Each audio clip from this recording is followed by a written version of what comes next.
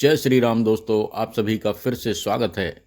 और मैं भगवान से प्रार्थना करता हूं कि आप और आपका परिवार हमेशा स्वस्थ रहे, मस्त रहे। तो दोस्तों, कथा को शुरू करने से पहले आपने मेरे चैनल को अभी तक सब्सक्राइब नहीं किया हो तो इसे सब्सक्राइब कर लें। आज की कथा है श्री भीमेश्वर ज्योतिर्लिंग की। यह ज्योतिर्लिंग पुणे से लगभग 100 किलोमीटर दूर सह्याद्री की पहाड़ी पर स्थित है। इसे भीमा शंकर भी कहते हैं। इस ज्योतिर्लिंग की स्थापना के विषय में शिव पुराण में यह कथा वर्णित है। प्राचीन काल में भीम नामक एक महाप्रतापी राक्षस था। वह कामरूप प्रदेश में अपनी मां के साथ रहता था। वह महाबली राक्षस राज रावण के छोटे भाई कुंभकर्ण का पुत्र था, लेकिन उसने अपने पिता को कभी देखा न था। उसके होश संभालने के पहले ही भगवान राम के द्वारा कुंभकर्ण का वध कर दिया गया था। जब वह युवा अवस्था को प्राप्त हुआ तब उसकी माता ने उससे सारी बातें बताई। भगवान विष्णु के अवतार श्री रामचंद्र जी द्वारा अपने पिता के वध की बात सुनकर वह महाबली राक्षस अत्यंत संतप्त और क्रुद्ध हो उठा। अब वह निरंतर भगवान श्री हरि के वध का उपाय सोचने लगा।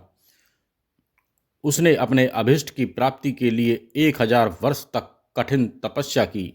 उसकी तपस्या से प्रसन्न होकर ब्रह्मा जी ने उसे लोकों विजयी होने का वर दे दिया। अब तो वह राक्षस ब्रह्मा जी के उस वर के प्रभाव से सारे प्राणियों को पीड़ित करने लगा। उसने देवलोक पर आक्रमण करके इंद्र आदि सारे देवताओं को वहां से बाहर निकाल दिया। पूरे देवलोक पर अब भीम का अधिकार हो गया। इसके बाद उसने भगवान श्री हरि को भी युद्ध में परास्त किया।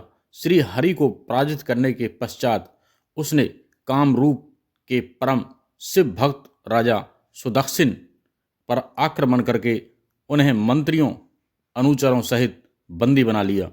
इस प्रकार धीरे धीरे उसने सारे लोगों पर अपना अधिकार जमा लिया। उसके अत्याचार से वेदों, पुराणों, शास्त्रों और स्मृतियों का सर्वत्र एकदम लोप हो गया। वह किसी को कोई भी धार्मिक कृत्य नहीं करने देता था। इस प्रकार यज्ञ, दान, तप, स्वाध्याय आदि के सारे काम एकदम रुक गए। भीम के अत्याचार की विभीषणता से घबराकर ऋषि मुनि और देवगण भगवान शिव की शरण में गए और उनसे अपना तथा अन्य सारे प्राणियों का दुख कहा। उनकी यह प्रार्थना सुनकर भगवान शिव ने कहा, मैं शीघ्र ही उस अत्याचारी राक्षस का संहार करूंगा।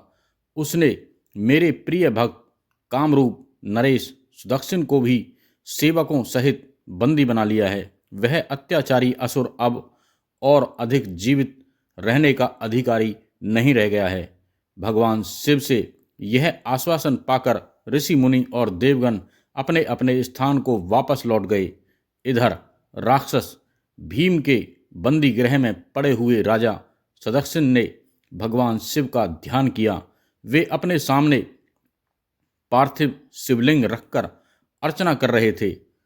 उन्हें ऐसा करते देख क्रोधोमंत होकर राक्षस भीम ने अपनी तलवार से उस पार्थिव शिवलिंग पर प्रहार किया, किंतु उसकी तलवार का स्पर्श उस लिंग से हो भी नहीं पाया कि उसके भीतर से साक्षात शंकर जी वहां प्रकट हो गए। उन्होंने अपनी हुंकार मात्र से उस राक्षस को वहीं जलाकर भस्म कर दिया। भगवान शिव जी का यह अद्भुत कृत्य देखकर सारे ऋषि मुनि और देवगण वहां एक होकर उनकी स्तुति करने लगे। उन लोगों ने भगवान शिव से प्रार्थना की कि महादेव, आप लोक के कल्याण के लिए अब सदा के लिए यहीं निवास करें। यह क्षेत्र शास्त्रों में अपवित्र बताया गया है। आपके निवास से यह परम पवित्र पुण्य क्षेत्र बन जाएगा। भगवान शिव ने सबकी यह प्रार्थना स्वीकार कर ली। वहाँ वह ज्योतिर्लिंग के रूप में सदा के लिए निवास करने लगे। उनका यह ज्योतिर्लिंग भीमेश्वर के नाम से विख्यात हुआ। शिव पुराणों में यह कथा पूरे विस्तार से दी गई है। इस ज्योतिर्लिंग की महिमा अमोघ है। इसके दर्शन का फल कभी व्यर्थ नहीं जाता। भक्तों की सभी मनोकामनाएं यहाँ आकर पूर्ण हो जाती हैं। तो दोस्तों, आपको ये कथा अच्छी लगी हो तो इसे हमारे सभी सनातन प्रेमियों में ज़्यादा से ज़्यादा शेयर करें, लाइक करें, कमेंट्स में हर हर महादेव लिखें। और अब हम फिर मिलते हैं एक और नई कथा लेकर। जब तक के लिए जय श्री राम।